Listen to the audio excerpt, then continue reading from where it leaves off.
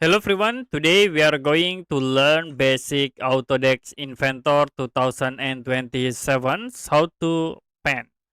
So as example you can create new sketch and I will choose the top plane. Use the rectangle tools to create sketch and click finish. Now use the extrude to convert to 3D for this rectangle object. Okay, you can set also for the extrusion size in it for distance, or you can click in the arrow, move to the bottom a bit, and click OK.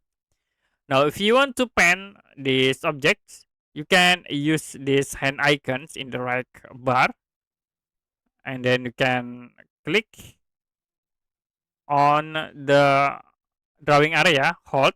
Now you can pan the object. If you want to release, you can press Escape button.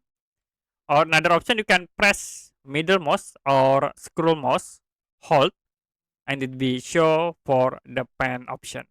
Release to close. So you can press the middle mouse to use the pen.